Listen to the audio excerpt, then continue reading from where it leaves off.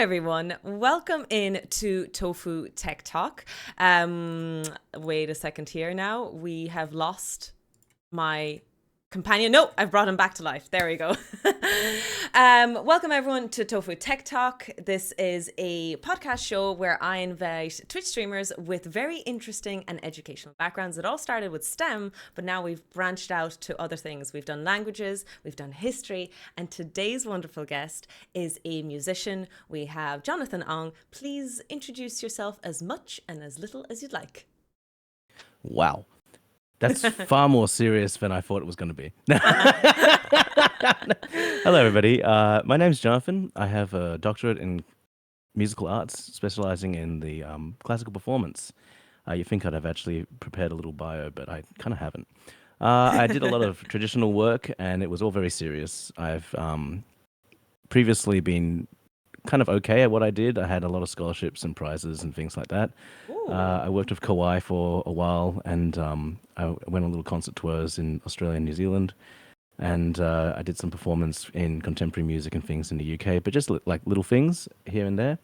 And then I came back here and I was doing university lecturing and, like I said, concert tours and so on and so forth. And then one day somebody introduced me to Twitch, and in the ensuing 8 years, I kind of ditched almost everything that I used to do, because what we do now is a lot more fun.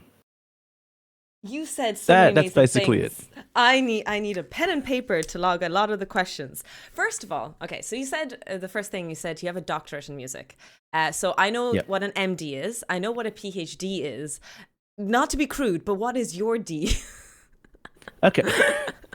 Well, that's quite forward. No, this one actually is called a Doctor of Musical Arts. So, you know what? As we know, a PhD is essentially like furthering human knowledge in a particular field. Mm-hmm. But mine is not really useful to humanity in that sense. Mine is more about me actually understanding everything that exists in the field as we currently understand it.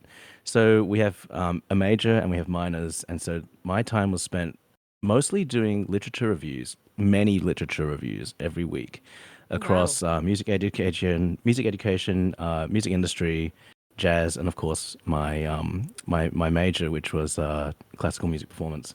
And when I say classical, I mean Western classical, not specifically just classical period. So it's more like a generalist doctorate, and then there was a whole bunch of performing that we had to do as part of the syllabus, and we had to pass orals where people come along and make sure you sound intelligent and that you're actually citing sources that are important actually and make sense in the field and things like that. But it didn't actually include any original research, and I don't actually have a book. Okay, so no thesis, basically. No thesis. Just like 12,000 word essays. Okay. That was a lot of essay writing. Could you explain? Sorry, I'm trying to grasp what it is. So can you niche pick a specific story just to explain the process of what you were doing in your academic journey? So let's say there would be a classical piece of music that you would study, or what does it entail? You do a lot of things simultaneously. So when you're doing a doctorate of musical arts, you basically have to pick sort of things that you want to become articulate or well-versed in, primarily so that you can actually help educate the next... because, as we know, when you go to university careers, there's researchers and then there's sort of like teaching. So there's two sort of things, and you're supposed to do both, but it's kind of hard to specialize in everything. So when you're doing... a DMA, that's sort of like a US specific thing where they just make sure that you're a good generalist, so that if you go into a school, the way that they assign the teaching load is usually not particularly meritocratic. They just go, hi, you're now the harmony professor, and you now, this trimester or semester you're doing psychology. And it doesn't actually matter. It doesn't matter what your actual specialty is. So in that sense, the DMA is to be a good generalist, but it does actually mean that I can't supervise PhDs because I never wrote one. I wouldn't have no idea what to do with that. Yeah. That's really interesting. I did actually read a whole bunch of PhD output to become well-versed in certain fields, none of which I'm using right now, clearly. And if you wanted to do a PhD in music, I'm assuming it would be something like music therapy and music paired with psychology. Scientific. Well, you see, you're a natural scientist, and so there's the hard sciences, and then there's social sciences. Hmm. And social sciences sometimes get a bit of a bad rap because they go, well, it's all about weird things. But Mm. sometimes genuinely it is about weird things. Sometimes it's literally about mapping the rise of societal consciousness tracked across a period of time and comparing it with another country's, sort of consciousness through culture or something like that. Like it'll be something really hard to grasp, and then the person trying to do the PhD would also probably get pretty lost trying to do the thing too, because it's so broad and so nebulous and so hard to like nail it down into something that could be possibly objective. Mm. But you can. I actually like the last time I did a thesis. It was actually more measurable. I don't actually like I don't like doing too much philosophy. It's way too much thinking for me. So I did things along the lines of at the beginning of the 20th century, we had recording technology. We had wax cylinders. It was super cool. You basically had like a gramophone looking thing, and you play really loudly into it, and there's a spinning wax cylinder at the other end with a needle, and it's like and it's Oh, it's yes. putting all Okay. those. Yeah, like that's what we started with, wax cylinders. And so there was a guy called Bartok in Hungary, and he wanted to be a concert pianist, except his career, much like most of us, literally failed at the beginning because the world did not need more than one Hungarian concert pianist. And so he became an ethnomusicologist.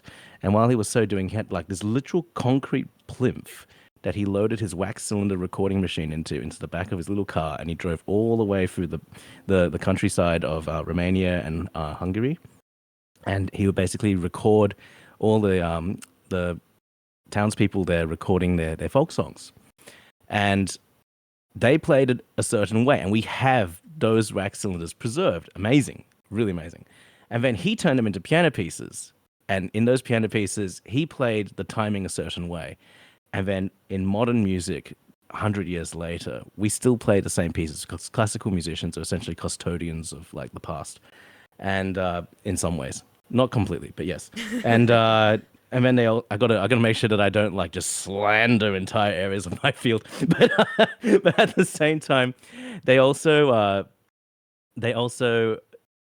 the way we play with time now in music is different.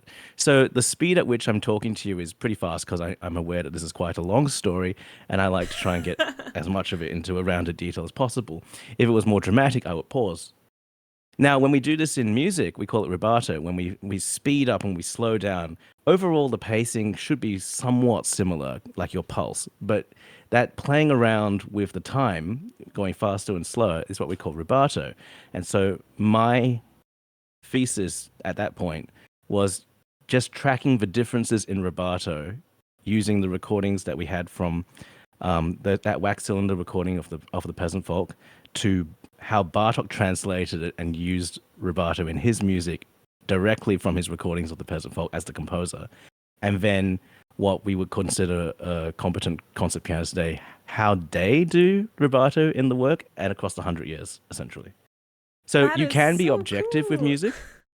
Yeah, it is cool. Although doing the research was not so cool because I sat there with a spectrometer, a frequency spectrometer, and I would play one note at a time, which means I'm listening to 0.17 seconds of audio at a time. So you go, eh, eh, eh. It took for 3 or 4 months. And my mum went insane because she could just hear me doing this. And eventually she was just like, Jonathan, can you go outside? Can you do this somewhere else? I'm going nuts. So That there is you go. amazing. So you Like your can do whole, both. You can do, yeah. yeah. Sorry, I just want to say that like your history study was actually so interesting, and the way you were explaining your story about how you're talking to me, how you kept certain pauses or you kept a pace, how fast you were speaking to me because you were trying to get to the end of the story, and you never got sidetracked. Sorry, I was very fascinated that you did. Oh, sorry, that's not that true. But Oh, I'm little ignoring your chat. sidetracks, and I you can came. see big pictures, and I'm just ignoring Yeah, them. I think your community love unicorns. I'm not sure what's going on, but for my mods, we're just going to let it pass today because this is weird and we're just going to pretend it's not.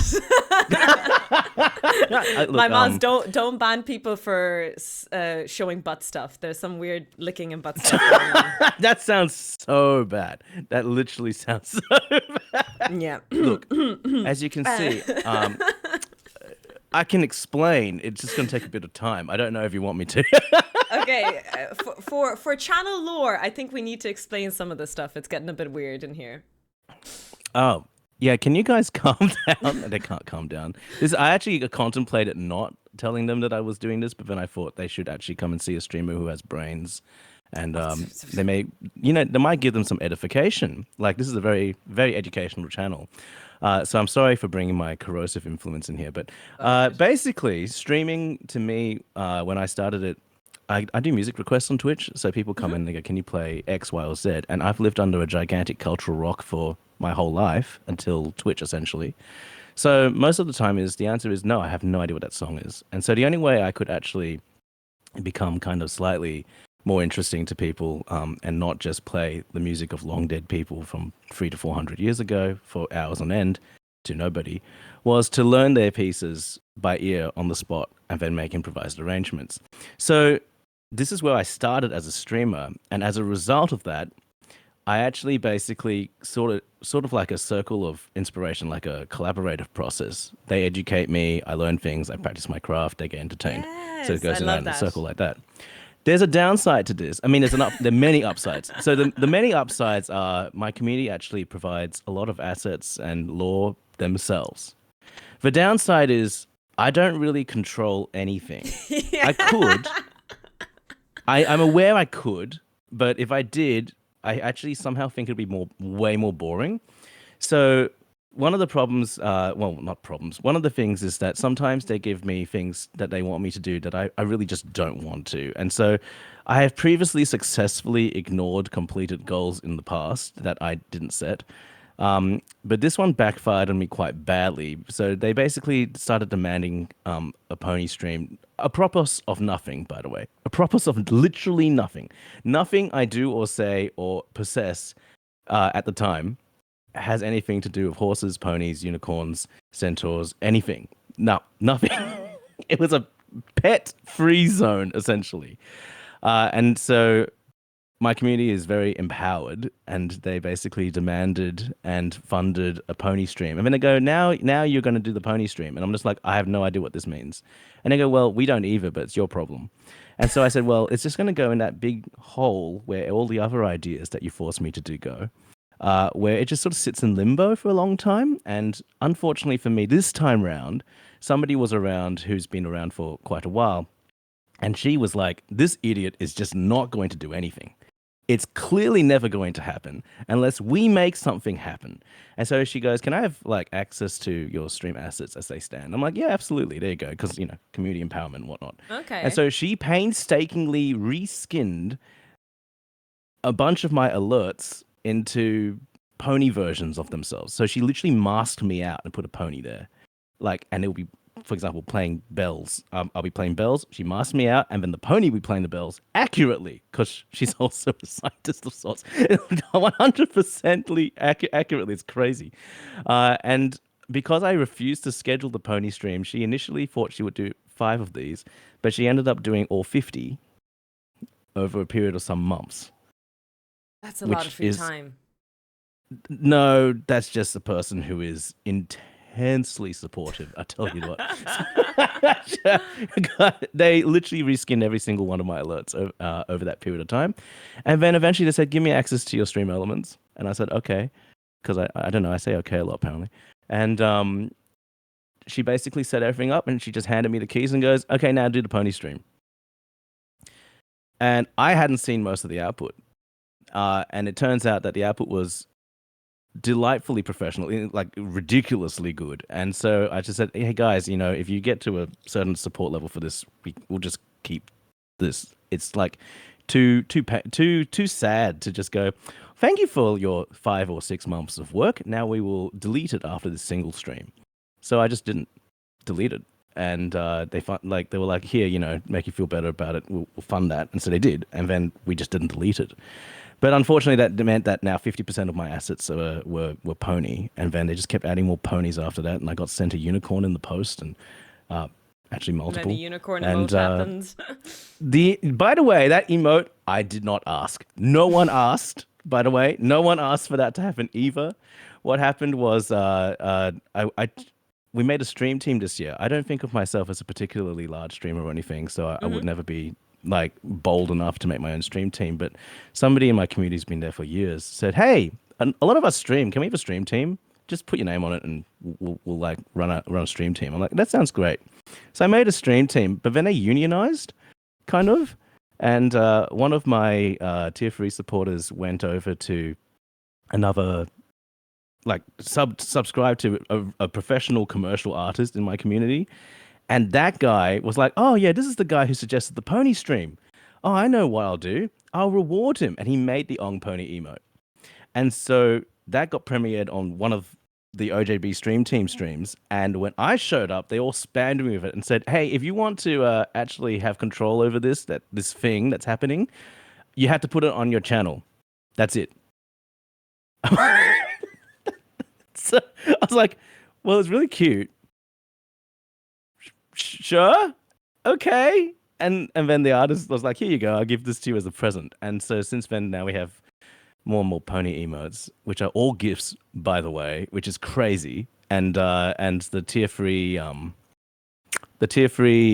club has now become the Pink Pony Club because, as you know, horses are expensive. And also, if I put these in tier 1, I don't think I could. I don't think I could handle it. I should take notes here and trap more significant emotes into tier 3.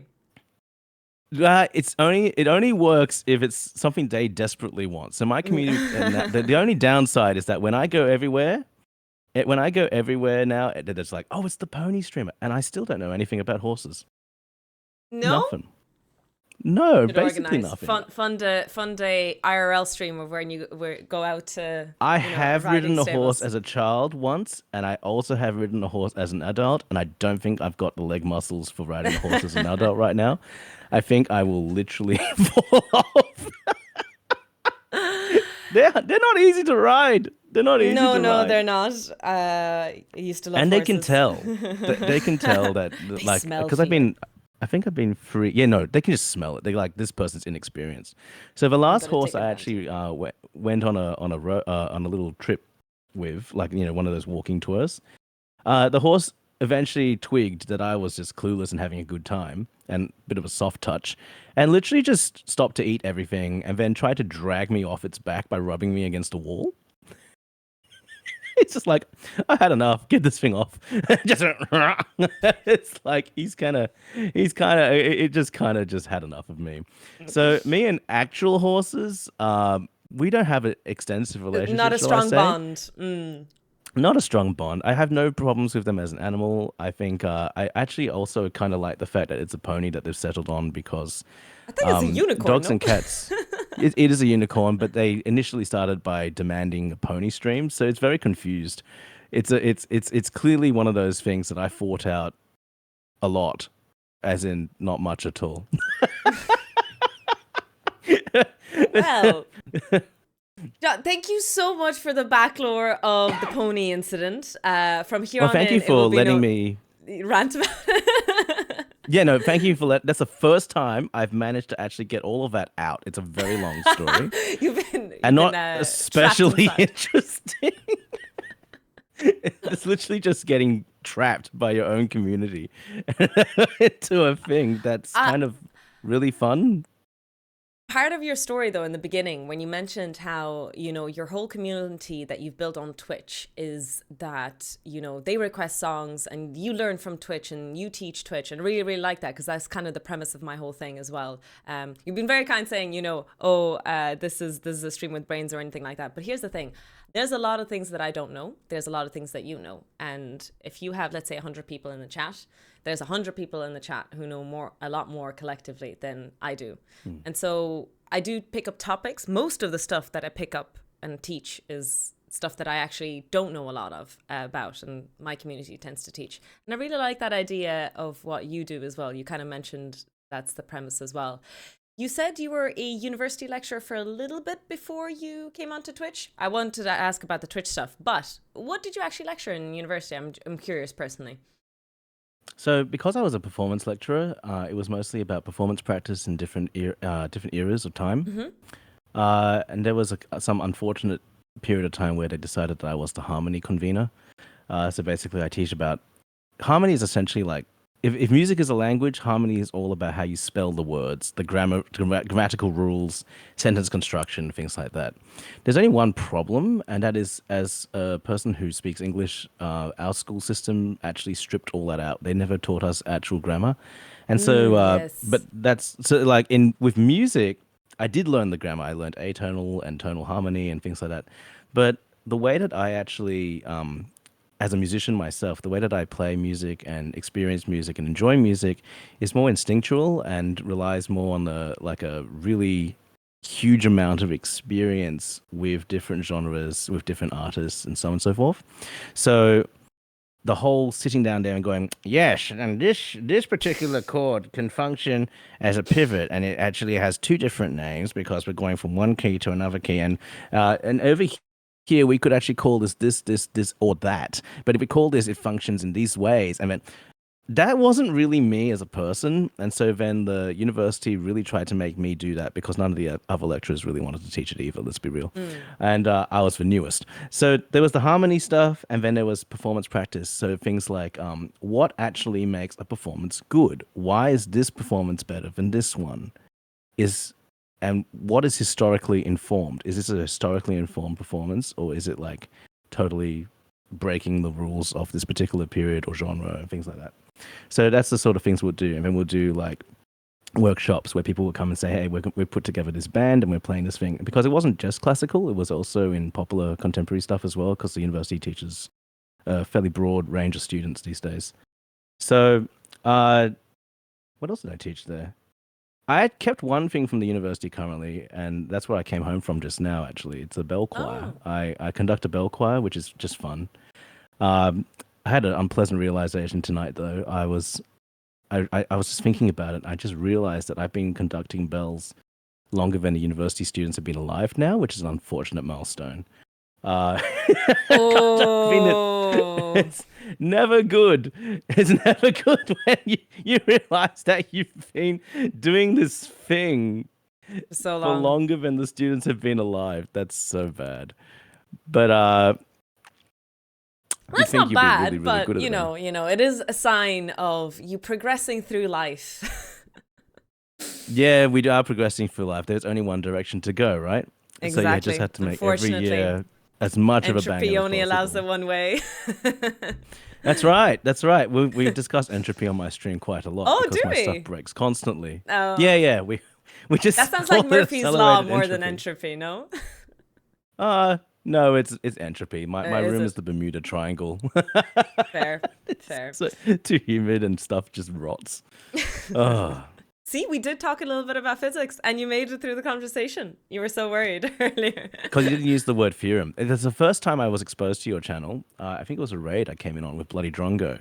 And Speak of then the you devil. guys were talking about, what is your favorite theorem? And I'm like, theorems? Favorite theorems?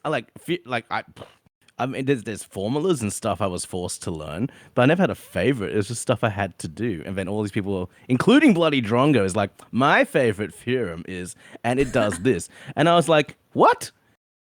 He's not a drongo at all. He has a favorite theorem. I was like, I'm the drongo. I don't have one. And that was actually literally the first time I came to your channel, and then I was incredibly intimidated. So Oh no, I'm so sorry. I promise we don't do crazy stuff like that usually. But it was I don't know, it was just a weird stream where we were like ranking our favorite equations. And like we were just talking about I think you came in during Dirac's equation, which is really weird in quantum. It's about antiparticles and them annihilating each other. It's a cool equation, but yeah. Anyways, that's a side rant within a side rant. A little shout out there to Bloody Drongo in the chat. Just a reminder to the community that if you have any questions, make sure to log them. I know that there's a few being filled out and I will get to them. But as always, I'm priority. I get to ask the questions that I want. But final kind of lead up to everything is that, well, you were a lecturer at university and you said you still teach the Bell class. yep. But then you're a full-time Twitch streamer. Is that fair to say? What is Yeah, your no, career Twitch is at the like, moment? well, is it a career? Oh, It's what's a career?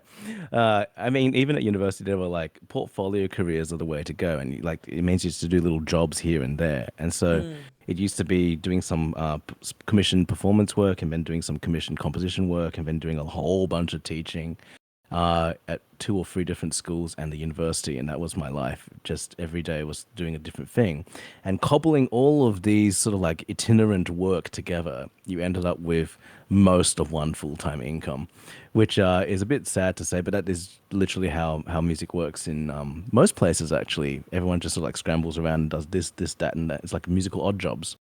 But since Twitch sort of like took off for me in about year 2 or 3, and then stayed remarkably consistent, actually, it sort of emancipated me from all of the traditional things that I found kind of dull, actually. The problem with being a DMA instead of a PhD in Australia is that we don't have a system like America's. So my DMA doesn't beautifully dovetail in with the requirements of an Australian university program. That means because I'm useless to them for PhD programs, the only thing I could do for them is teach, which means I would top out at the second lowest rung in an academic career in Australia. yes, yes. Unless it was a conservatory. And then conservatories are their own sort of like beast, and I'm not sure if I really wanted to do that either, to be honest with you. So there was that. And then all the pedagogical work I do, kids are great. They are the future, and they're very important. But I could kind of see what an entire... I still teach some children. I still teach some children. I have a policy where the kid can fire me, but unless the kid is like driving me insane, I don't fire them. And when I say driving me insane, I mean I don't think I'm doing them any good.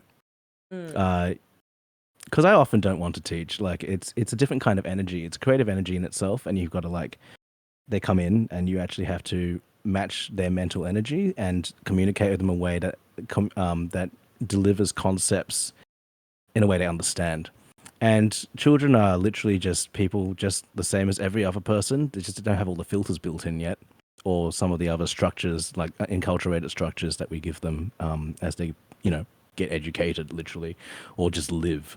And so it is a bit of a mental, like, matching thing. I mean, you got to keep matching each child's different energy every half an hour to an hour, depending on how long their lesson is.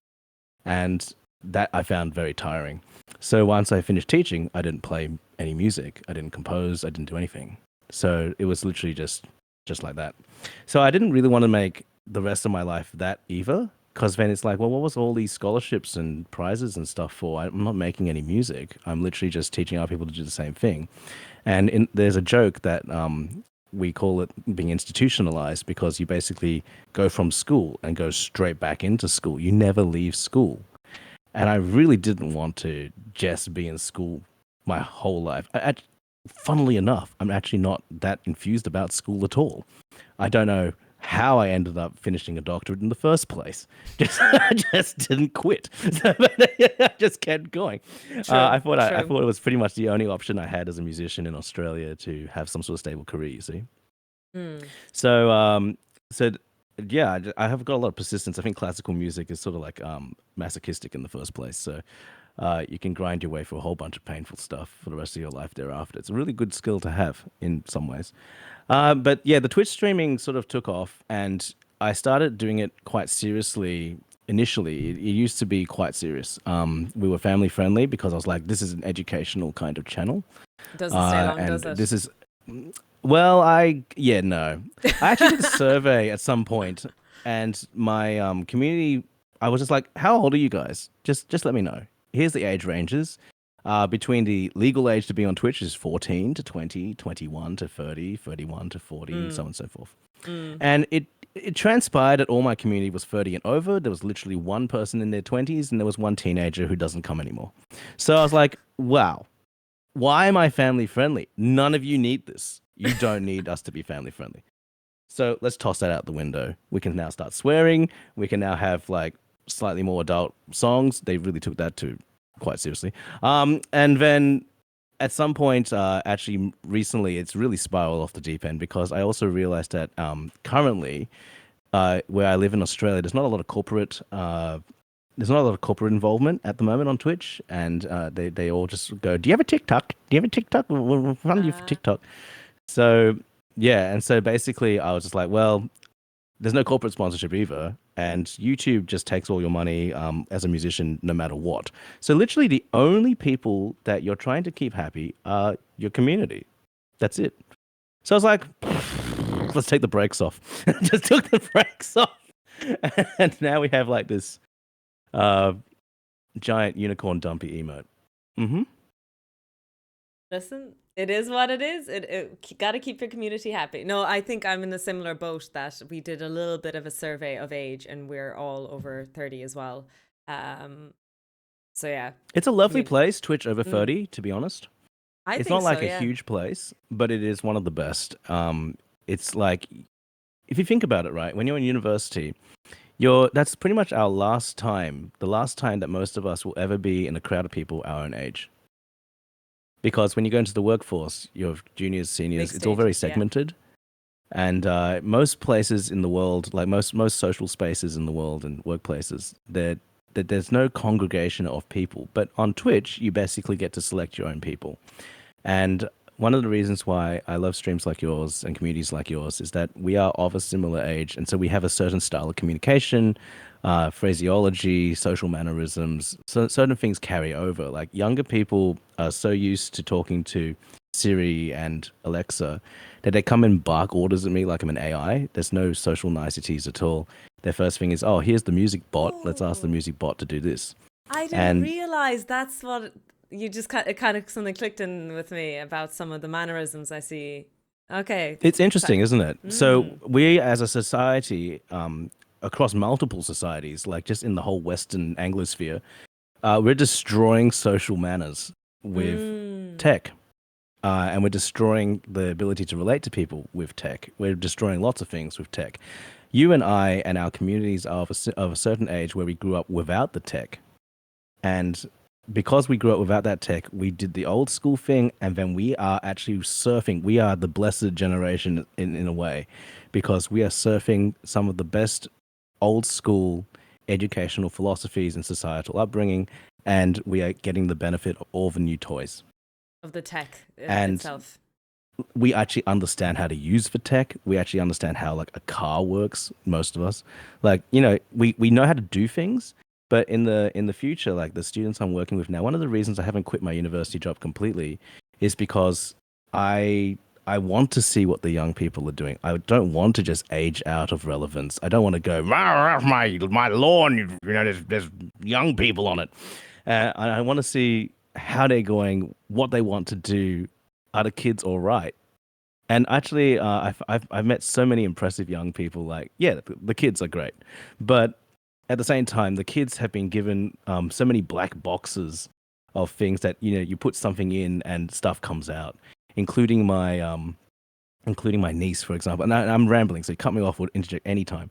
My niece is 10. Keep going. And I teach her piano because I feel like, you know, familial like obligation. Like I am actually a decent piano teacher. I really should like help you with this. And so I teach her every week, but that means that I get a real window, despite not having kids myself, into what's happening at school.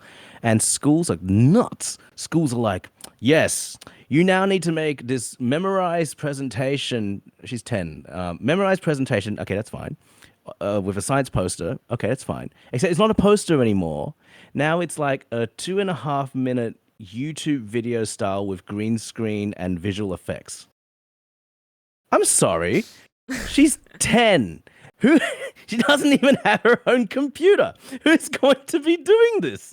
So it's like, what is this assignment? Why are you turning everyone into an influencer at 10? You know what I mean? So I think the schools have lost the plot. They're just so keen to everyone to be grown up and have adult skill set things. I don't even know if the teachers know how to do this themselves. And so the parents, like my sister's like, how do you do that green screen thing? Jonathan, can I borrow your production equipment? I'm like, it's school. It's not even high school. It's like, what are you doing? So I find that ridiculous. And then also she's discovered that because I've got like this old school keyboard here. which is great because, as you can see, this keyboard does not have like a co-pilot button. I hate this AI crap. When Wait, it comes to why like do you say old school being rammed on keyboard? us. That's just a normal keyboard. That's just my keyboard. Okay, so what I'm saying is every computer you buy now, for example, laptops and things, it comes with Yeah. a stupid little button for whatever AI they're flogging, and you can't It get rid of it. does? Yep, I I've didn't got know one that. here Okay. somewhere. Anyway, I find it very annoying. It's Okay. just a button I don't want. And my niece has found the button, and she's now doing her homework with Copilot, which we didn't know until my mum came in. Her grandma, basically, my grandma actually knows tech as well, which is kind of crazy. That's really good. My mum is like a inspiration. I'm gonna keep using stuff in the now until I don't exist anymore. But so my mom came in and found my 10-year-old niece literally having an in-depth discussion about her homework with Copilot, and I have giga issues with that. I have so many issues with that because if you use AI as a shortcut to do work, that's one thing. That's fine. If you've already developed the brain skills and the training to actually come up with your own ideas and things like that, like the ability to discern fact and fiction, the ability to come up with something creative, which is one of the few things that humans actually have that a machine does not yet. And so for her to be using Copilot to just spit out creative ideas for her homework, I was like so upset. I was so upset. I was like, yeah. But that's kind of the timeline. So the young people all just spam out stuff with AI, It's including interesting like that you social mentioned this commentary. because we literally had a conversation a few days ago. Because I actually have a degree in pedagogy as well, and I'm a university lecturer, so I teach the next cohort of 18-year-olds to 22-year-olds, roughly speaking. Obviously, there's Oh mature God. students and stuff. So what I'm witnessing is obviously the ChatGPT stuff. And as a scientist, I'm not generally speaking anti-AI, but I do worry about that age group that you're mentioning because people will argue and say things like, oh, but when, a calculator came out, it was a tool and nobody hates on calculators, But my argument is always, hold on a second. We had calculators around in our time, but in primary school, when you start off school, they teach you how to add, how to multiply without a calculator, how to do long division, long multiplication. You still get the base skill set before you move on. The scary thing about AI is getting too early into it, and it stops that critical thinking initially. Yeah, we are literally on the same page with that. So literally just the ability to function without the tech is an important thing. Not to mention that over the past 10 years, I don't know if you've experienced this, but I've also been experiencing more and more cases of tech rage with the teenagers and stuff in my studio, up to and including physically assaulting their parents. And basically what it is that we're all so addicted to the little computers that are in our hands now. It actually changes your... I'm not a brain scientist, so I'll say one sentence about it and then that's it. But basically it changes the way that your brain's wired. It makes it less capable of in-depth thinking and long periods of time because it's just basically an endorphins machine that we push incessantly. And it's designed to do like quick changes of activity constantly. Like when you have early childhood stuff for 2-year-olds, because I do early childhood as well. When we do early childhood things for 2-year-olds, their attention span is like 15 to 30 seconds. So of course we change the task every 15 to 30 seconds for them in a 30-minute program or 20-minute program or 15-minute program, depending on their patience level. And you're constantly just changing minigame. But and as they grow older, as we all age, our patience extends. And so we have people who can play 45-minute long sonatas, and like we can sit through entire concerts and things like that, or have a like in-depth rambling conversation. But when you give people phones and when you give them like too much tech too early, then they end up rewiring their brains, and so it starts going backwards. So we go down to goldfish or less attention spans, and the ability to focus or to think in depth about anything. And so that's a big problem because then you try and take the device away from the children, and then the schools these days actually put the devices in the hands of the children in an educational environment, yeah, program or whatever, yeah. And yeah. they've been doing studies over here in Australia, and they're just like, actually, the educational outcomes are worse. But because every school is busy competing for business, they don't want to go, oh, well, Yes. we're not giving you tech. So all these kids are basically going backwards in their ability to focus and to do things that are what a child psychologist explained to me was monochromatic activity. This conversation, for example, between you and I is a monochromatic activity. It's one modality, and it goes all the way through for quite a long time, right? And piano practice or any artistic skill development, or even just running on a treadmill, or lots of things are literally monochromatic activities. So the thing about having a phone or a computer or whatever, and yes, I'm addicted to it too, but you can go to a certain point where you become so reward dependent on the device that when you take it away, then you spiral into rage. And that literally is what tech rage is. They can't control it. They're now dependent on the device. It's a bit like an alcoholic that's been denied alcohol. And so I've had, I think, 4 students personally in my studio in the past 5-6 years. Well, when I say 5-6 years, I mean before I quit teaching like fully.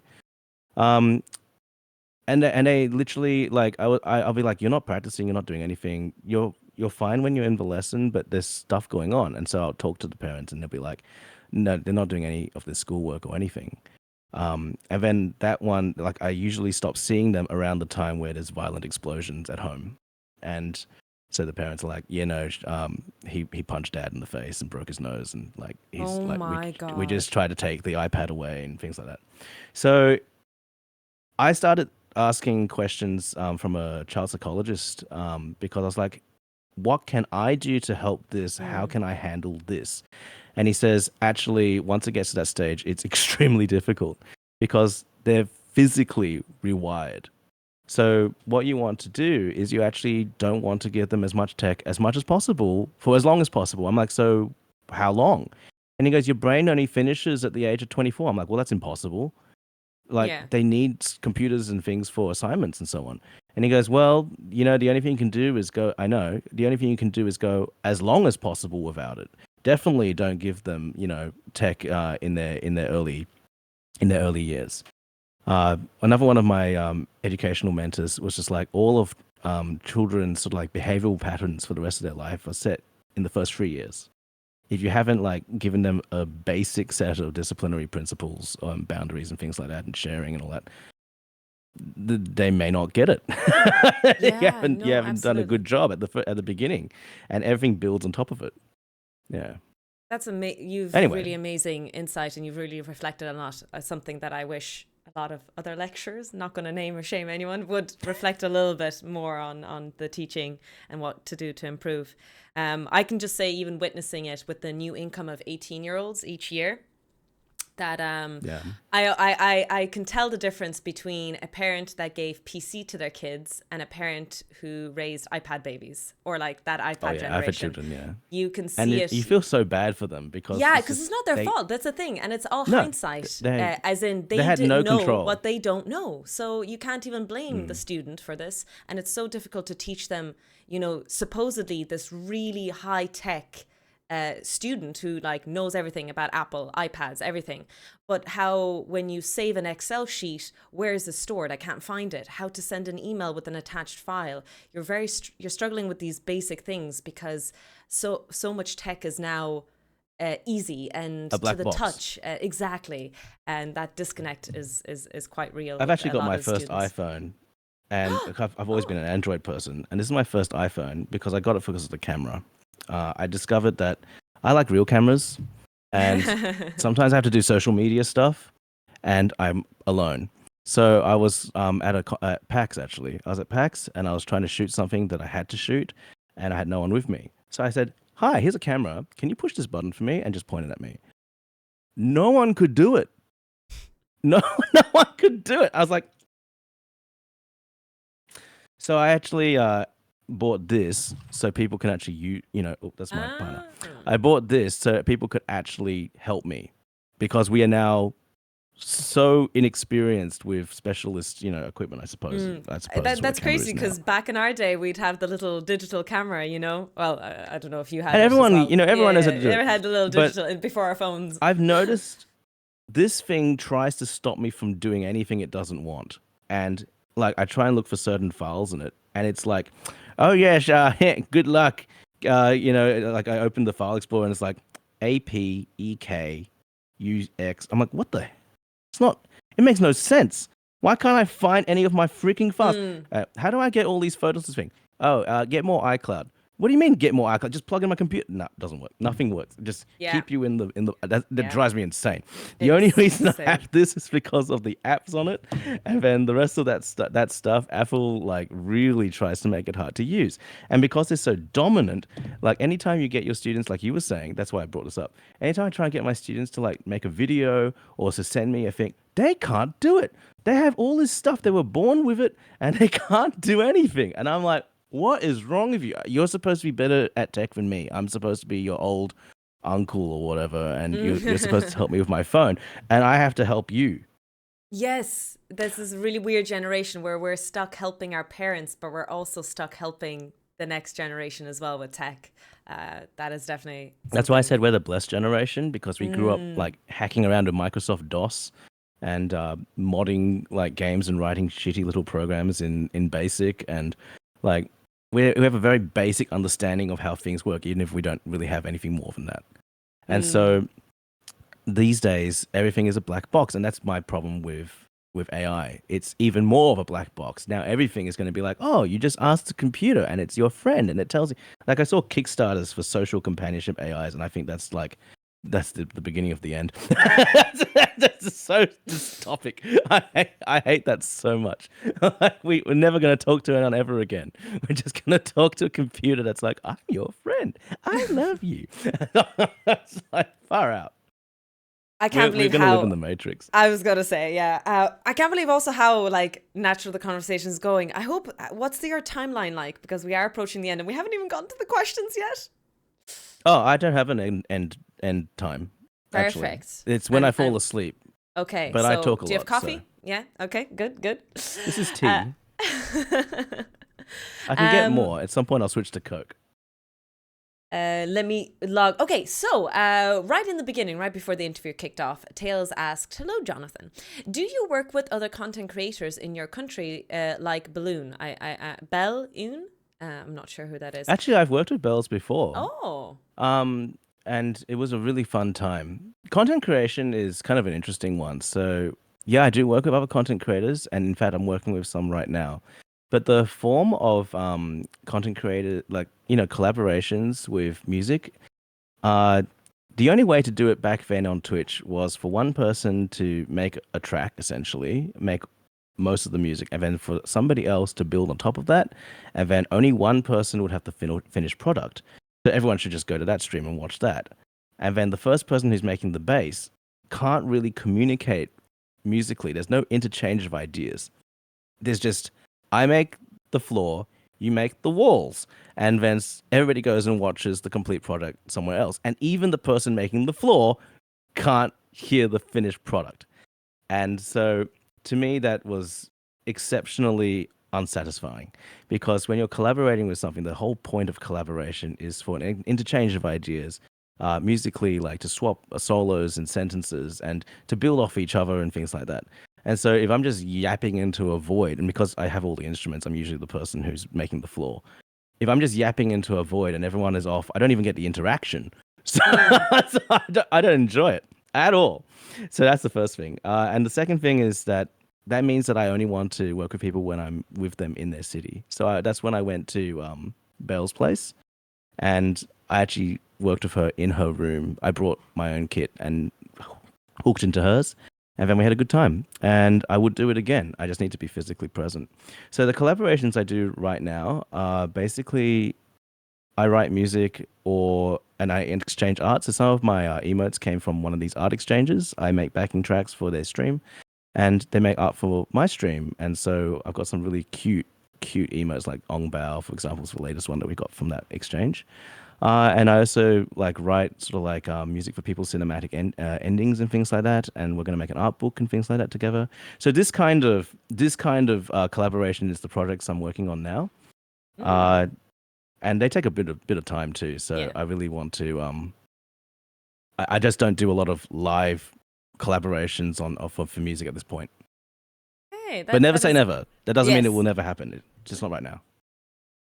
I'm also skipping over questions, by the way, that have actually been answered. They were asked so early, apologies, but Jana actually has answered them since then. Jimmy asks, okay, I need to be careful here. Dear Dr. Ong, thank you for my question. How does the hit original soundtrack for The Sims compare to the great masters of yesteryear, whom you have studied extensively? Please watch your tone in your response. Thank you for asking this question. I really appreciate the opportunity to respond to this. Really, the way that it compares is very well, given that it literally is some of the works of the great masters of yesteryear, just in a MIDI form, which is unfortunately slightly less good. It could be a bit more humanized. But the Sims soundtrack is actually very diverse, of course, because, since it's The Sims, it's attempting to present the breadth of human experience. And as such, it also presents a breadth of genres and things more so than just simply the music of the great masters from yesteryear. I hope that actually answers your question there. I genuinely tried to answer proper. I'm sure Jimmy was pulling a leg, but I think he'd appreciate the answer for sure. And then Jimmy follows up with, have we heard any compositions in the real world outside of Twitch from you? Have we heard any compositions? If you play a VR game called Gorilla Tag, they got me to do a seasonal collab with them. Wow. And so I did some, and then there's some webcomics that have my music on it, but I can't tell you which ones right now, but they are actually out there. There's a few little projects I'm doing that I used to stream my compositional process, but because these are like commercial projects for you can't, actual people, I can't. Embargo and stuff. And oftentimes I can't even talk about them. So like I am doing a few little things here and there, but they're hidden in somebody else's thing.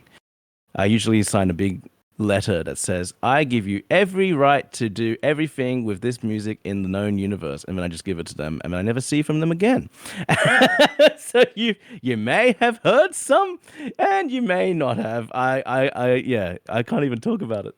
Okay, well, I like if you ever do, I'd please post it somewhere, and I'd love to play the game just to listen to your own compositions in the middle of the game. Well, Gorilla Tag I can talk about, but I don't. That was a Christmas collab, so they may have removed it from the Okay. From the, Are you interested in more collabs in future? Are you would you like to write compositions for games?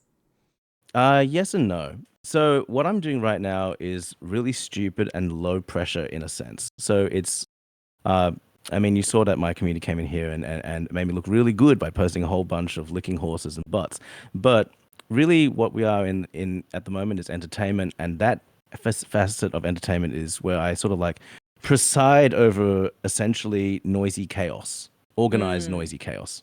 And I love it, and no one gets hurt when I'm doing this, and there's no super critical deadlines, and people are really understanding generally, and so I can grind this really hard because when you put energy into something and you run into like negative energy, it's a break, isn't it? Yeah. Like it holds you back a bit. You now have less energy to push forward. But with Twitch, I generally have most of my energy available to continue pushing forward. I've actually tried collaborating with games and film and things like that, but there's parts of the process that are missing for me in my life, and that is the extensive networking in those fields that you need to actually get your stuff published. I've actually gotten to the final round of a number of soundtracks and things being put forward, but what they don't tell you is that they've actually told a whole bunch of different musicians to do the same thing because no one gets paid until it's accepted. And then they beta test you in some audience, and then if the audience they beta tested against doesn't pick yours, then you don't get picked. So I've oftentimes put like 40, 50, 60 hours into something, but because I didn't go personally to see these people who are often and actually always overseas, and I don't want to assign them money for travel and overtime for going to conferences and things. I have a cousin who's doing this right now, and he's constantly networking and seeing people, and he's very good at what he does. But to get these things, it's all about the people. Because there's so many people who could write music. Yeah. And ultimately, you're not the brand. You're not the face. You're just the person being hired to do the job. So that means that it's even more important to actually be picked by the people who are picking the job, because they don't actually need you per se. There's no reason to pick you per se. That's So so that's a very disheartening. difficult industry. Oh, that's why I don't do it. It's so hard to crack into it.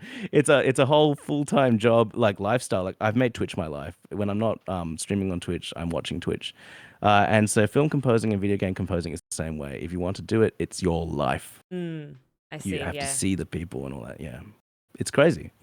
There's been a few comments about old man in the chat. I'm I going am to old. assume. Oh, okay. Well, no, like, especially coming from first time chatters, I'm like, that's a ban. But Bloody Drongo actually asked a question based on old man gimmicks. So I'm assuming there's a thing. This is something that's said on your stream, and I should be. It's okay to let this go. I don't actually. So when somebody says old, I mean, there's age is relative. So Yes. according to most of Twitch, I am old, and that's fine. I actually will say that myself on my own stream. No, you might be median age to my community, so that's not old.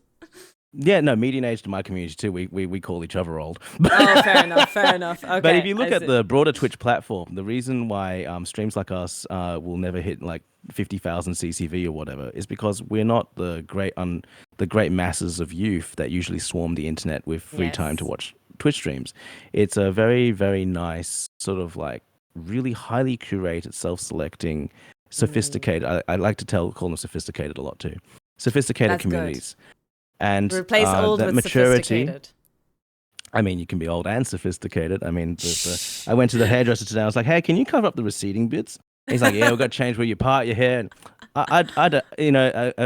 part of the wonderful things about getting older, at least for me, is that you don't care as much. And my mum is also a role model in this respect. She doesn't give any shits anymore. She would say anything to anyone. Like she saw like somebody coming and putting those leaflets into the mailbox, and she just yelled straight out the window, "Hey, take your rubbish with you!"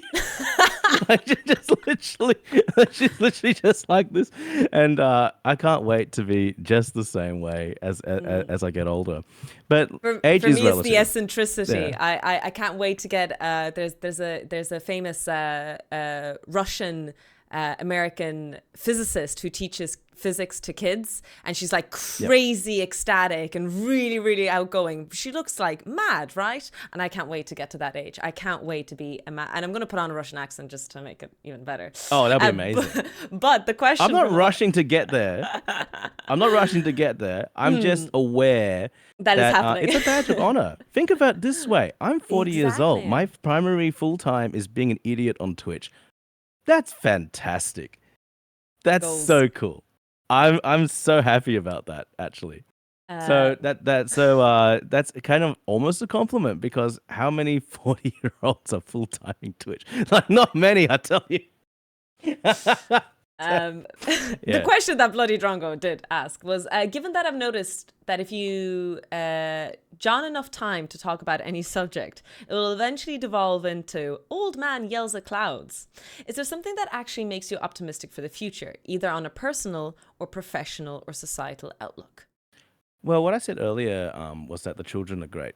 So I've actually, because of the whole circle of inspiration thing in my community that they have got going on, sometimes they put me into group chats with people who I would never be allowed to talk to in the street because they're in their early 20s and I'm 40, as I said. And society's just like, yeah, you can't so, do that. No, you can't do that. But in very specific contexts, you can. For example, as an educator, it's one of the reasons why I do actually like teaching, because then I can actually still be in touch with what young people think and how they talk. In fact, one of my teenage students, she was like, "You're weird." I'm like, "Why? Why is that?" I mean, I am, but why? And she goes, "Well, you talk like my friends." And I'm like, "Oh, I'm sorry, that's just the internet." So it's like it keeps you sort of youthful because you just actually get exposed constantly to the language of the now. Yes. And so the people who are in these early 20s people, these people who have just graduated university and going into the world and doing things, they make me optimistic for the future, because I've met so many really considerate, very intelligent, very thoughtful, socially, environmentally, morally conscious young people, that even though I want to be like bar young people, I really can't. Like, I feel like some of these people are far more conscious about the world than I was when I was their age. I was just trying to like exist. And some of these people are like intensely engaged with politics and in terms of like where society is going, and they actually like try and like educate their peers with, you know, what's important and how you can actually affect beneficial change in your communities and things like that. Really, really cool stuff. Really cool stuff, and lots of caring and lots of like just lots of youthful beauty in terms of their optimism. And sometimes, I mean, the young people get like a these days, I mean, if they look at the news and if they look at what, you know, the climate's doing, if they look at how the economy's going, and if they look at their prospects for a secure future, like, I wouldn't blame them for just being angry all the time, but a lot of them actually frame it differently, and they're making the absolute best out of the current situation. So that's the biggest thing for me. I mean, that's a really good answer. I like it. Yeah, it's just experiential. But then the rest of the world looks like a dumpster fire, but optimistically, I feel like things are cyclical. Yes. And so as we swing this way on the pendulum, we can go, yeah, no, it's a shit time. We're all on this boat, and you know the tide's rising, but our boat doesn't seem to be. There's a hole in it. But I'm reasonably confident that this is a temporary thing. And temporary may be a bit longer than 7 seconds on TikTok. It may be maybe, I don't know, 5 years. I don't know. But I've got reason to believe, because of the study of history, that we will have a good time again. Yes, the history is a wave that we ride out. There's ups and lows, and eventually we'll get another up sometime soon, hopefully.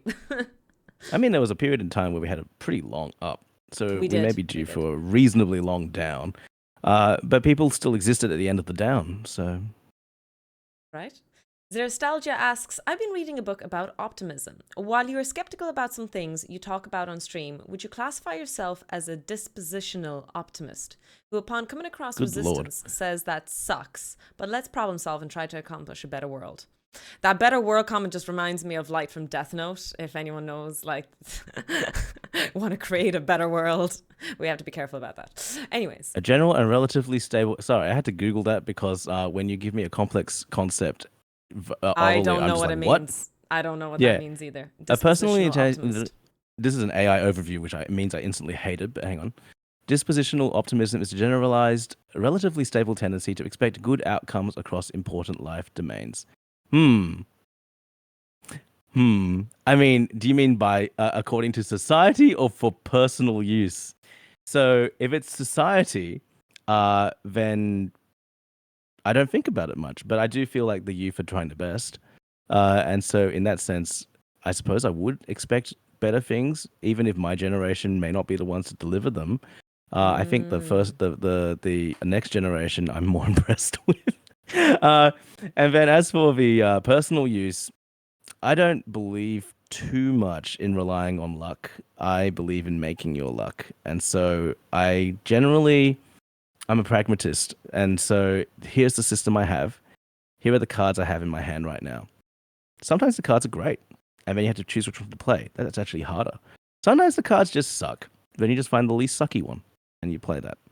And that's what I've been doing for a long time now. And because it's just, life is a situation, like it's opportunity cost, and it's like just trying to make the best out of every year that you exist here, then stuff happens, and sometimes it benefits you, and sometimes it's a setback, and the only thing you can do is to keep trying.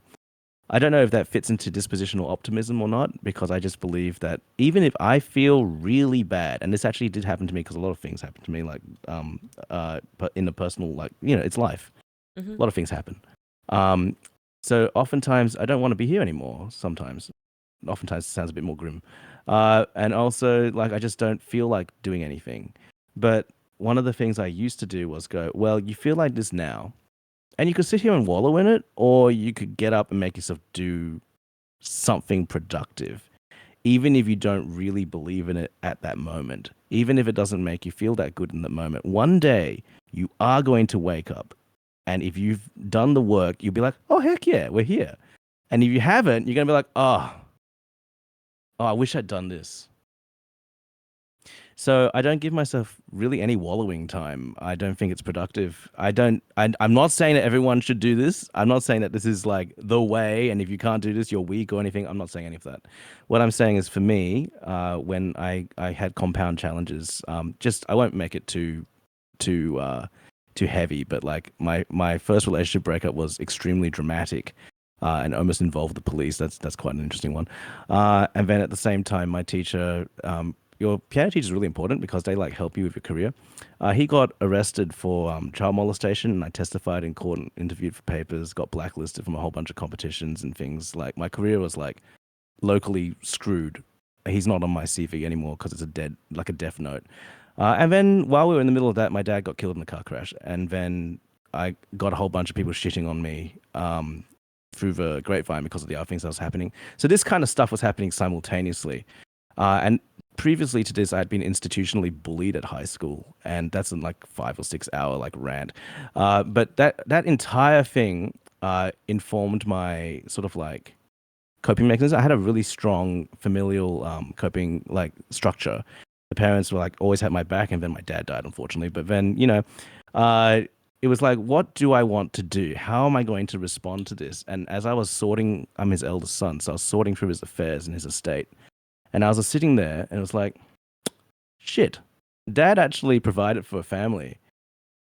How's a musician going to do this in the 20th century, 21st century? I'm like, oh no. And that's when I started growing up. It was sort of like I was 20 years old, and it was like, okay, I'll go do something with this now. And my university staff, they said you should get therapy and you should take 6 months off. And I was like, 6 months off, definitely not. Therapy, yes. So I went to therapy, and they were like, oh, you're really well sorted out. You don't need to come back again. I'm like, okay. I mean, like therapy is to help you organize things, and so I just sat there and ranted a bit like what I'm doing now. It's like I think this and this is happening, and like no, you've actually you're kind of okay. Come back if you need help. And I'm like, all right. Well, for the next thing I'm gonna do is get a job. I have to figure this out now, and so I actually got 3 jobs and finished my studies, and then I was like, that's when I went overseas and did postgrad because like, how does music become a career? And I've been working on that problem ever since. Like, how do I actually function as an adult? How do people make it? You actually have to go through some sort of crucible moment.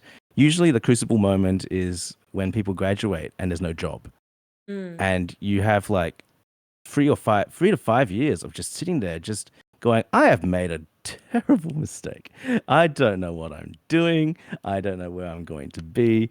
And for me, I kicked that can down the road real good. I did my master's, I did my doctorate, and then I came home and I was like, And I lay in bed for a while, actually. I lay in bed for like a week. I thought I'd be happy when I finished my doctorate, but I wasn't. It was a yawning emptiness. And I was like, Dr. Ong. And I'm lying in bed staring at the ceiling. Literally broke. 29 years old. Have you made good life decisions? And one of the things that happens to you when you're doing your master's and your doctorate, any postgrad degree, but I think especially for arts, it's even worse because there's literally no career path that's laid out for you. Like people would send you the Simpsons, but they make fun of the grad students. They just made poor life decisions. Like you see every single permutation of that because people send it to you every week because they think it's funny. And I suppose it is funny, but it's like when you are literally the joke, maybe a bit less funny. Truth, yeah. It's a bit less funny. It's so on the nose. It's too true. And you're like, oh, pizza party. I'm there. Food, free food. And that literally is the like when I first came home, I was like buying discount, about to go off food all the time because that's my student budget. And my brother was like, Jonathan, this is for our Christmas party. I'm like, yeah. And he goes, you don't need to buy the stuff that's about to go off. We can buy normal eggs now. And I'm like, oh. He's like, I'll pay for it.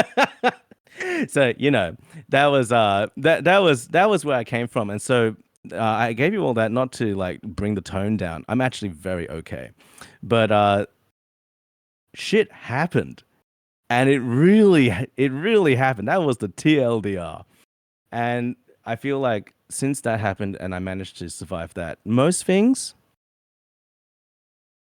Most things, not that important, actually, in perspective. Someone dying, more terminal illnesses, important. Losing your house and being homeless, still important, slightly less important. You can recover mostly. And then most other things, not that important. Doesn't mean you don't care, but in the context of the things that truly matter, not that important. And so if you just keep working, even if you don't feel like it at the time, chances are it'll come good. Sorry, this is a gigantic crazy rant for dispositional optimism. A lot of detailed answers there. Oh, hold on a second. 2 seconds. Sorry.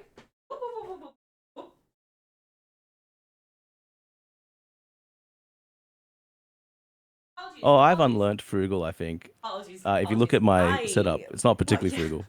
Yes, my rabbit just opened the door. I was so scared. I thought someone was breaking into my house, but it was my rabbit who opened the door. I got scared. That's so cute. She just runs. Did you let your rabbit in? No. She just pushed open a door, but I thought someone opened the door. Anyways, all good. We're alive. We're back. Okay. Apologies about that. That's so cute. No, you're fine. Thank you for that answer. And yeah, you shared a lot there.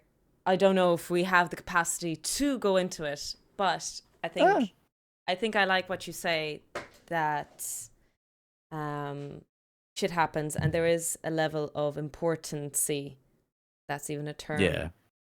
Well, it's triaging life events, isn't it? Exactly. Yeah. So that kind of puts a lot of my own problems in perspective a little bit. Clever Girl is not wrong, by the way. She is a bit of a raptor. She's testing the borders in some of the places in our house lately. So scares the shit out of me these days. That's a really smart bunny. I like that. Very, very. She's a little shithead, but she's lovely. Another question from Zir is, after witnessing the talent of Luna converting songs like Thunderstruck to traditional Korean gaegyum, I'm wondering how difficult it is to convert the music to meet the requirements of an instrument it would not normally be associated with. Ooh. So one of the things I did teach was orchestration. Okay. Basically, like, for example, if I take... Well, we do that with transcription. So piano is an easy one because piano is essentially, it's got certain limitations, but otherwise it's actually one of the less limited instruments. So if I'll talk the easy way first. So basically, we take a violin partita, like the Bach Busoni Chaconne. And it's like dum ba da da. Violin has 4 strings, and they can only play maybe 3 of them at once, triple stopping, and it quite and then you take it to piano, and if you played it directly on piano, it'll sound a bit empty. So you actually have to do arranging and harmonizing in a sympathetic style to match the musical intent of whatever was written. But like I said, piano, super easy. We have 10 fingers. We can play 10 notes at once, technically. We can play thousands of notes a minute. The only thing that we can't do is swell. We can't actually make a finger and we true legato, and we can't do true pitch bending. We can't do those things. Most other things, the piano actually has an advantage because we don't need to breathe. We have a range that's larger than most I think almost every other single instrument except for a pipe organ, which is, that's the king of the instruments in a sense. And then we can steal almost everybody else's stuff. But if you're talking about arranging, unless we have a very specific situation for that question, it's hard to answer it properly. The only close corollary I have in my own life that might be interesting, besides me giving you a general answer, which is to say that these are the limitations of X instrument, and you have to make compositional decisions to see what fits in that. It depends which instrument it is. If you gave me like a bush bass, which is essentially a string on a broomstick, then yeah, it's going to be very difficult to arrange for bush bass because I've got a monophonic instrument with limited pitch control. If you give me a violin, then we're limited to 2 or 3 notes at once and no bass frequencies. If you give a guitar, I love watching really good guitarists because they have 6 strings and they tap and they hammer on and off and they bend and they do all sorts of fingerstyle stuff and they rap on they strike the instrument and they do the drums, they do the accompaniment, and they do the and they do the melody all at the same time on an instrument which has 6 strings that can sing at the same time, set a 4/4 or 5th apart. Now that's some crazy skill there. That's really cool. They've actually had to figure that out. Piano, I think, is kind of easier. I just go, I want this line, I want this harmonic background, I want these melody figures, I want these counter melodies. And I don't sit there with like puzzle pieces. They sort of like come to me like in my head. I go, I know I can hear these things. Can I execute them? That's where the technique comes in. So if you have a certain technical facility, you can actually spam a crap load of notes and on piano to get that orchestral, that fullness. So it's piano instrumental. If you're transforming stuff to piano instrumental, it's such a great instrument. You can steal everybody's stuff. You don't have any excuses really. If you can't make it work on piano, I don't know what to tell you. Yeah, we actually have it in easy mode. Yeah, I was going to say, this kind of leads on with the next question is, what is your favorite instrument? Is it also the instrument in which you're most technically accomplished? I'm assuming you're most technically accomplished with the piano. Is that your favorite instrument, though? Look, there's instruments I'd love to play properly. Tenor saxophone, violin. Singing, I'd love to be a proper singer. These 3 things are up there. Trumpet, maybe? Like, these are really, really, really crazy, awesome. Like, everything is its own tone color. Piano is essentially tofu. I don't mean that as an insult. It's just that it can take on so many things, and it can actually literally just change in accordance with how you prepare it. If that makes sense. It literally is the tofu of the instruments, and it has its own beautiful, like self sense, like, you know, lo-fi piano music to work to, or just having a steady vibe and things like that. Beautiful, great.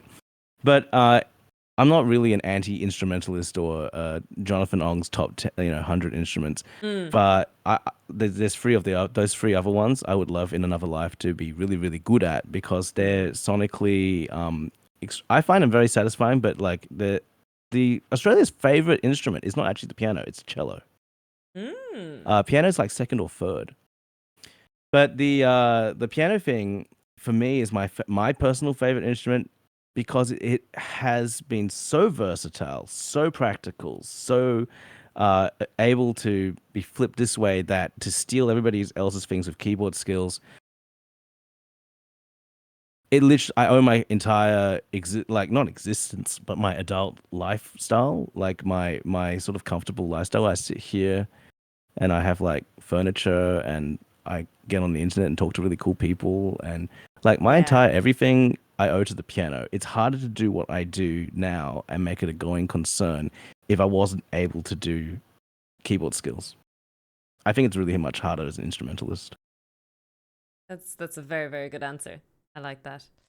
I have brains sometimes. Oh. It's shocking. No, you say that. You say that so negatively towards yourself, and yet you've been very articulate throughout this interview. A lot more articulate than I put on the jacket. But even you speak a lot better than I do. I tend to I don't know. It's something that I tend to compliment Americans a lot on. You know, a lot of people degrade. No, I'm so sorry. I should not cut you off. No, I was just going to say, like, a lot of people tend to say, you must be American in, you know, comment sections when people are being negative. But one of the things I have to say is that US people tend to be, I'm not saying you're US, I know you're in Australia, but US people tend to be very articulate and very clear, and they have a very good control of the language when they speak, especially public speaking and things like that. And you're very good at it as well. I noticed that you're very articulate and you use very specific language when you speak, that it's not too, let's say, advanced or out there, for example, that if people speak multiple languages, it'll be too difficult to pick up. And the opposite is true as well, that you do still use very precise, unique words. I don't know. I'm ranting now. I'm going to stop there. No. That's great. That was very... I would say 2 things. Firstly, I think you may do yourself a disservice when you say you're not articulate. I think partially because you do a hard science, like you literally do things that require... things are correct, and things like have researched theorems, and I call that, like, you need an actual knowledge base. And what I do is literally social science. What I do is basically talking and relating to people, the study of human culture, the study of how that human culture relates to, you know, the human experience, things like that. Like that's literally what music is. It's a human communication, just in another, like, not really a language, because it means different things to different people depending on their personal background and their listening experience. So everything I do is kind of about sort of language skills, even though I only technically speak English. That's the first thing I would say. So don't like do yourself a disservice in terms of articulateness. Pretty much all I have is articulateness in that sense. And we do, I was actually trained in America, so the whole postgrad and with the masters and the doctorate, we actually get put in front of a panel of 13 professors and they rattle you with questions, and you actually have to be able to sound reasonably proficient at anything they ask, and that's how we pass our masters and that's how we pass our doctorates. It's like panels. And we don't have a thesis defense because we didn't write one. So they can ask you anything about anything you studied in those 5-6 years. It was insane. So you actually had to be able to talk and sound reasonably intelligent, otherwise they won't pass you.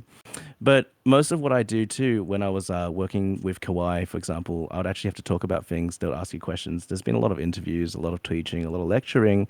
And when you're lecturing in social science, you basically end up talking a bit like a paper, but, you know, not quite as dry.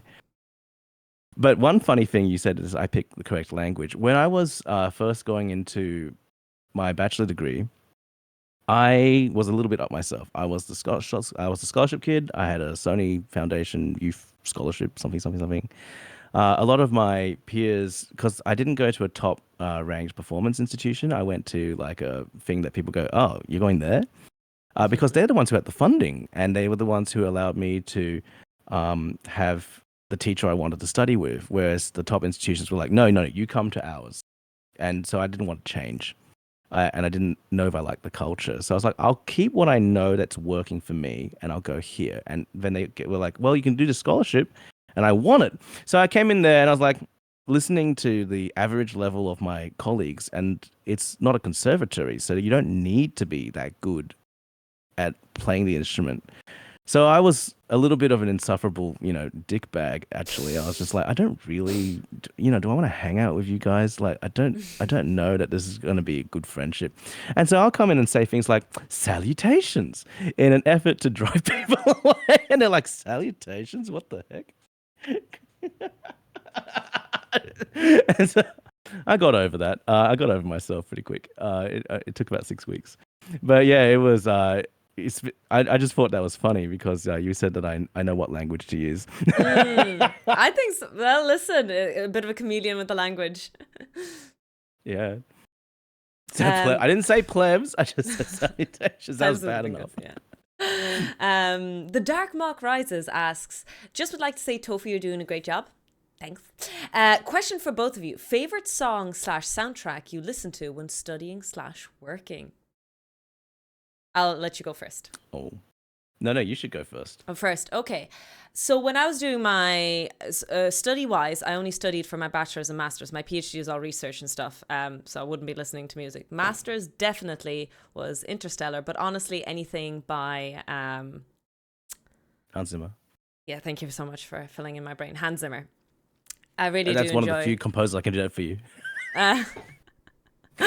My stream will tell you I'm hopeless with titles. Oh no, yeah, I really love a lot of his pieces, even outside of Interstellar. I like to the point that I don't have a good ear or anything like that, but as soon as I listen to a film, I'm like, that's so Hans Zimmer. Even though every film is so unique, he must have a signature because I can recognize immediately, and I Google it up, and every time I get it correct.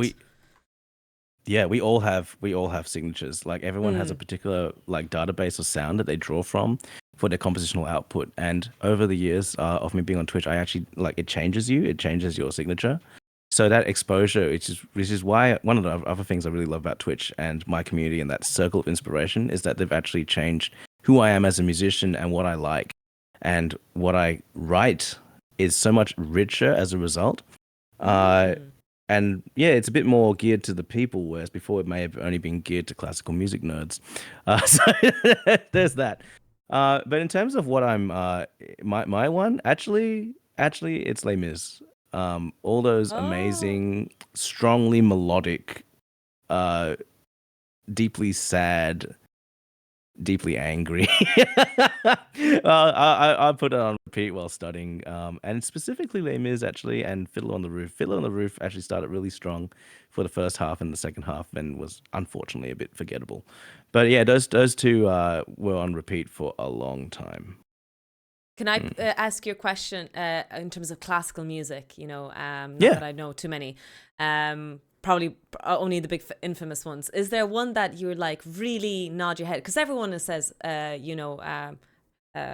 Sugar Plum. I can't think of any classical music composer now. Tchaikovsky and God knows what else out there.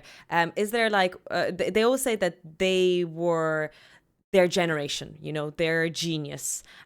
Is there one classical composer that you could really nod your fedora to, that really inspired you or you loved, even though, like you mentioned before, it's really hard. Classical music can be really hard to study sometimes. It depends on which hat I'm wearing. So when I was younger, Liszt basically. Liszt is not exactly tasteful until he got older. Liszt is crazy, very interesting man. What made him interesting to me, what I enjoyed about him a lot, was just the fact he's just a rampant show off. And I mean, obviously, when you're a young musician and you have some chops in your fingers, and you're just like, yeah, I'm gonna show off. And so he had all these beautiful, like crazy transcriptions, some of the hardest stuff ever. And so if you play classical music and you play Liszt, then it's actually not a composer that everybody plays. I mean, these days the level is very high, so yeah, probably everybody plays. In fact, these days probably people will pick Kapustin because he's like jazz, but he's also highly virtuosic, and it's not actually jazz because it's all written out. But so Liszt, if I want to show off, but I don't do that anymore. And I used to have like a number of really lengthy virtuosic Liszt pieces in my fingers, and I don't do that anymore either. So in terms of classical these days, if there was a composer, if I would sit down and like really just go through their entire discography, then the person who has the most beautiful melodies is Chopin, actually. Chopin is the piano specialist. I know these are very basic answers. Liszt and Chopin, like everybody, it's like so basic. But well, I didn't know Liszt, but if you have to generalize, that's the thing. If you have to generalize it down to a composer, then you need somebody with extensive discography for the instrument, and you need someone who has enough variety for you to be interested. And so Chopin does have that breadth. He didn't live very long, but he wrote a lot. And Liszt lived quite a long time comparatively, and he changed markedly across his career. So that's why. But if it was like one or two pieces from each individual composer, then yeah, I probably could pick beautiful things from Schubert, from Scarlatti, and Bach or Busoni, like with his transcriptions of Bach, things like that. There's so many interesting people, like that it's very hard to pick one. Good answer. I'm going to have a listen to Liszt after this. Maybe. Oh, I can send you some tracks if you want. I'll show you some things. Yeah, because I think I might be right in saying copyrighted wise, classical music I'm allowed most of the time. I think. I have to be careful about that. But generally, I don't try to play too much copyrighted music. You get away with it by playing video game music, FYI. Yeah. No, I wouldn't play it on stream because even though you play the dead people's music, the copyright is attached to the recording itself. Is it? Oh, yeah. enough. So that performer owns that copyright for the classical music, and yeah, so you can't. But I'll send it like just show you some things that I'm talking about in DM for yourself anyway. Perfect. Thank you so much for that. Really, really appreciate it. We did go a lot longer than I planned. I hope we haven't tired you out because you were teaching all day today. No, I'm fine. I'm doing my old man thing. I'm literally sitting down in a chair, although I have run out of tea, and I'm literally just yapping. You know, when we were young, and we would look up at the table of the adults at the party, and they're just sitting there talking, and it's so boring. What are they doing? What are they talking about? It can't be that interesting or important. Let's go play hide and seek and make a pillow fort. And I have now become that old man on a chair. I just sit here and I yap, and then after we finish here, I'll go move to that chair and sit on a laptop and yap, and just keep yapping. It's great. Was there any topics that we didn't actually hit that you were like, you mentally prepared a story that we didn't actually end up hitting today? Do you have any? I didn't prepare anything. Okay, I just actually wanted to make sure. asked Tofu whether I had to prepare for this, and like because I hold you in incredibly high regard, and also that your community in really high regard. Like I feel that your community actually has a very, like I said, highly sophisticated, a lot of latent knowledge in the community about things I know nothing about. So I was like, do I need to like study things for this? Do I need to prepare stuff? And Tofu's like, nah, we'll just talk about butts. And I'm like, so I didn't prepare anything, no. But if you have any other questions, I'm still happy to answer them. Well, one of the things when we have STEM guests on Tofu Tech Talk, I always ask, what movie or book did you think that the science was atrocious or terrible in your field of expertise, that you recommend this movie or stay away completely? But this is a unique question because there are a few music movies. Is there a music-based movie or TV show that you think was really amazing, really beautiful, or the opposite, so atrocious and so inaccurate, don't touch it with a 10-stick pole? Oh, interesting. It's interesting because I pursue my community will tell you I consume very little popular culture. My culture is mostly fossilized. It's mostly, the music of long dead people, who didn't have moving picture mediums. Having said that, like for example, there's a movie called Shine, and it's literally a biography about a pianist called David Helfgott. And he's a pianist who basically got pushed to the brink and had a mental breakdown in trying to do his like classical music career. Classical music careers are insane things. I don't know David personally. He was a real person. It was based on a real person. And I think he only died recently. But I don't know him personally. But I feel like even noting the media having to dramatize things for stories, that was probably a pretty good portrayal of his musical journey. And he isn't dead. Oh, good. I'm glad. I'm actually talking about someone who's still alive. I just usually assume that everybody I talk about isn't alive anymore. But yeah, so that was quite a good one. But having said that, like I said, as we know, like you read you read any book and then you see its film adaptation and you're just like, they cut all this stuff out. And I feel all films are problematic for this reason. They just need to be taken as entertainment pieces. Even when you get interviewed, usually, like the thing I like about Twitch interviews is that you let me yap and I just yap, and it's uncensored, it's live, it's too late, it's gone. There's no censoring, there's no recutting, it's raw. And that means that I get full control over the narrative I present. Whereas I have actually been interviewed for many other things, and you never get that control. The control is elsewhere. The narrative the way they present you, they have their agenda, which they then use to portray you. So, for example, here we have a not very friendly newspaper in Australia, and right before COVID hit, they wanted to do an article on Twitch streaming, and so Twitch were like, well, we got some streamers you can interview. And I was like, it's interesting that Twitch is putting us forward for this thing. So they're like, hey, Jonathan, can you do this? And so I said, okay, sure. And then the reporter was asking me very specific questions. And I could already tell he's going to portray streamers as some kind of layabout, not contributing to society, waste of time, getting money for nothing. And I'm just like, I don't like this. So I tried to answer in a way to make it hard to cut. Make that job that much harder. Yeah, I mean, he could still. I'm like, I don't want to be associated with this article, actually. And you can't really do it properly because they can cut anything. They can cut your sentence in half and omit one word or something like that. Like they can do whatever they want with it. It's out of your control, and all you can do is complain later. But that article fortunately never ran, and because COVID happened, not because that's awful what happened, but that article didn't come out, and I'm pretty sure I would have not liked it if it come out. So I'm pretty happy about that. Kind of like I've somehow managed to take your question and run off somewhere else. But yeah, I feel like all media pieces are problematic in that sense. A lot of people like to hate on Mr. Holland's opus. But I think if you just look at it as a story, it's a nice story. You can feel good about it. Primarily, I just turn my brain off when I'm consuming media. And then I just enjoy myself.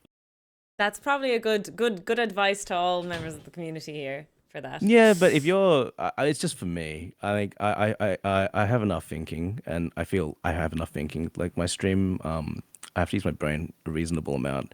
I just pretend it looks easy, but afterwards, I just don't want to think about anything.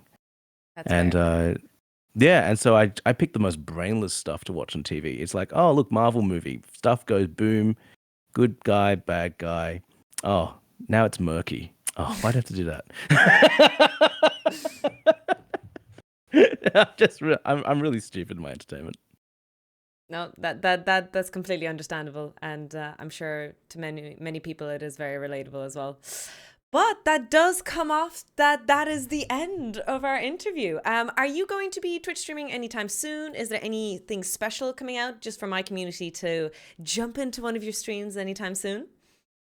Yeah, there is. I mean, tomorrow we do our regular stream. It'll be 12 hours plus 14 That's hours regular? from now.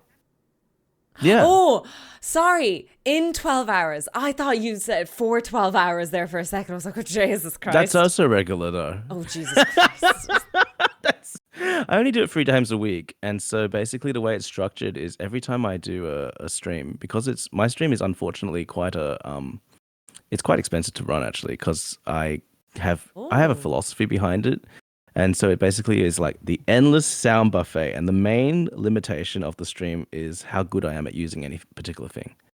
So that means all the sample sets. That means like if you wanted the choir, if you wanted heavy metal, if you wanted a Baroque kind of thing, if you wanted like a trumpet voluntary, if you wanted sugar pop or whatever it's called. Like I usually have to even look up the definitions of something. Sometimes they ask me to do. But it's possible. That's the point. And, so if I come in, I can request a heavy metal song and you can do a whole orchestra of them. And I can make it orchestral for you. Yeah. That's the idea. And so it's taken a very long time to get to this point where I've actually slowed down collecting, but it was a 6-figure investment, multiple 6 figures over the time. And so the community has funded all of it. It's kind of crazy actually. But because of that, the way that I run the stream is essentially it's like chat versus streamer forever. So currently they're winning. I'm not doing very well. I actually had to like make one of my streams shorter because I got too tired to actually keep up. They have a backlog of free requests that we give out, and I need to actually give these people like free stuff and then play a laser augmented reality piano. Basically it's a piano with a MIDI strip in it that fires lasers at the keys, and then we turn it into visual effects. You can see all the notes I'm playing, and then they can control the cameras and the effects and things like that. They paid for that too. They pay for everything. I actually literally don't tell them what I'm saving for because I'm embarrassed. I'm like, we have so much, I don't really want to tell you what I'm working on.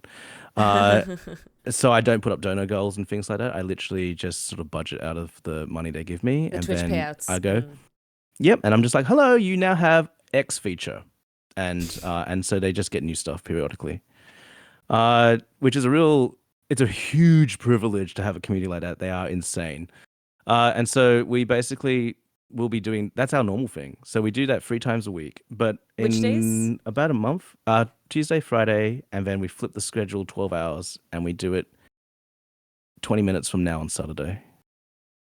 Flip the schedule That's 12 how it hours. works. That means you're spending it, Yep. your time is all night then versus all day. Yep, because it's the only way I can reach Europe properly. And So when you I first do started this just this, for Europe. Oh, wow. yeah, I basically teach during the day and then I have a 3-hour nap and then I pop up on stream, drink a gallon of coffee, and then we go all night. Okay, I'm so sorry to my community. I really have no excuse for that 24-hour stream I've been promising. No. Years. You don't need to be sorry for anything. My people put out so hard. I'm just like, okay, I need to do that too. And they've actually they've built my whole adult life. Like I was essentially I was projecting my financial future and things. I'm like, I'm going to be poverty stricken until I'm 80. Cool. I got to wait to inherit a house or something. And that's basically what was going to happen. And I was like, nah, there you go. I was like, this is going to be Let's go. How many is that? That's a so lot. cool. Thank you so much 22 for on 20. subs for Anonymous. Let's go. What a giga Chad. Or Chaddus. I don't know. It's Anonymous. But yeah, no, so basically, I only could ever stream at weird times because of the whole like working music jobs, and then I'll just come home and stream because I really wanted to make it a thing, and now it's a thing. So as long as I can keep up with flipping my schedule every week, I'm gonna keep doing it. That's amazing. That is really, really incredible. Oh Jesus. Oh, So what do you do for all these gifted subs? So, do I do goals for my gifted subs? I have the tiniest new goal I've started, which is if I get 10 subs a stream, I do 10 push-ups. It's a completely new thing. I don't know if I should do that right in front of you, John. This is just weird. No, I just came in and showed you my unicorn butt. Like, what do you think is weird? Like, we're Twitch streamers. The funny thing about it, Tofu, is literally just that they know who we are. They know that we have like normal, we have knowledge. We're like normal adults, and then they go ham like this, and then they make us do dumb stuff. They love it. So I am in absolutely no position to judge. None. I think it's great. Well, yeah, that is a crazy amount of support. Level 8. Level 9 even. Jesus Christ. That is amazing. Thank you so much. You're going to be doing a lot of push-ups. No. There's an asterisk. It's not 10 gift subs per 10 push-ups. It's if we reach 10 plus 10 push-ups. But Tofu, let me give you a lesson of Jonathan Ong's 101 sellout. It literally is, if you make it 10 per 10, you will make absolute gigabank right now. You may not have any arms left, but that's okay. That is true. Who needs arms anyway? Clearly not Who required. needs them? What are you going to do? Type on your computer? You can set the rate like 10 for 20 or something, because I think you're going to get absolutely smashed at the moment. But yeah, thank you so much. I'm going to say this is probably shared from John's community and from mine. Thank you so much all for participating in the Giga Hype Train level 9 already. Jesus Christ on a cracker. Thank you so much. Really, really appreciate the support. I call my community lab rats. So whoever got a gift sub is now an involuntary lab rat, and we use them for sacrifices and experiments. You sacrifice them? Yes, we tend to sacrifice for good roles in games, you know? Oh, see, that's very much more wholesome. I was going to be like, oh, you can time them out. I was going to be like, you can spin a wheel and be like, we have chosen you for execution. I'm terribly sorry. No, spin the wheel. For spin the wheel, we get them to actually spin the wheel to generate power for our minds, you know? You're great. Your community is super wholesome. Like, you said that you're not family friendly or whatever, but like no. Compared to me, you're like the blessed angel on up high.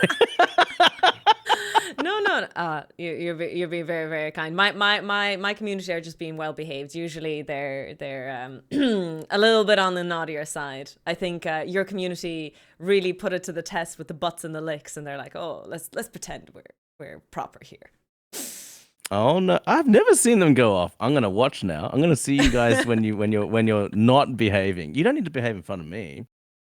All right. My community embarrassed me in the beginning. I was like, I'm not looking at those. I do not see. I can only see my camera lens. It is very, very best behavior from both members. Listen, I am still going to be continuing streaming because this is my normal stream schedule for the summer. Today is officially my first day off as a lecturer because I get 2 months off during the summer. Woo! So this is my free time. Whoop! More games. Congratulations. More nothing else to do. The game I'm actually playing at the moment, Expedition 33. Have you heard of it? Yes, I have. It's got a beautiful soundtrack. I was about to say, have you listened to the soundtrack? And there's a lot of jazz actually, in they it. made me cover some of it. Yeah, no, it's Really? actually very sophisticated sound. I say that word a lot. It's a very complicated soundtrack with good taste. Ooh. It's trying to reword sophistication. The learns from it are probably going to be on the more difficult side, specifically because of the complexity of the composition. But keeps it really interesting for somebody like myself. As in, like, is it difficult to play it or difficult to learn it? I don't know if those two things It's are about the different. speed of learning. So if you give me something that I have to like chew on many notes and polyrhythms and things like that, then it takes me longer to write it down. And then if I've been doing it for 10 hours already, then I'm just like, oh, cool. I'm so excited. Let's do it. Yeah, so that's basically what happens. But yeah, it's not the music. So you'll be streaming tomorrow, yes? I will be, yeah. Yes, okay. So to my community, make sure to catch John's stream live tomorrow. If it's in my times, tomorrow's not my time zone, is it? Well, it's literally like 12 hours from now plus a few. So it's like almost 11 p.m. for me. And I start at 12:30. So it's 13 Okay, no, and a I can half catch the hours. evening stream, yes. Okay. Yeah. Perfect. The tenants are quite delightful. It's not wine, Drongo, please. It'll be long enough. So you'll probably pop in. I'll be playing a gigantic piano, or I might be raffling off a free learn, or I'll be like doing the priority paid things. But yeah, it'll probably be quite long tomorrow. About 10 hours, I think. I can't do 12 because I got school the next day. Yeah. That's incredible. I really appreciate your, your energy for Twitch. There's so many amazing streamers that are able to do it, and I really, really look up to them. Maybe it's all got to do with my chair. My butt hurts after sitting in the chair for a long time. Maybe I need to invest in a new one. You probably should. Just get yourself a decent cushion at least. Steal it from Look my at body. that. Level 8 height train. That's so cool. 59 subs and 410 bits. Thank you so much, all of you guys. Really, really appreciate that kind and generous support from both myself and John's community. You guys are so kind. Thank you. I'm not going away anywhere because I have to do the 10 push-ups. I'll go grab myself a beverage and I'll be back in about 10 minutes. But I'm going to let John go and get some sleep before that crazy 12-hour stream tomorrow. So I'll say my private goodbyes behind the scenes chat while I put you in the ads overlay or the just starting screen. I'll see which one I put you in. But everyone else say bye to John. Bye. See you guys. Thanks so much for having me. Bye-bye. I really appreciate it. This was a lot of fun. Thank you so much, John. Really appreciate it. No. Are we off now?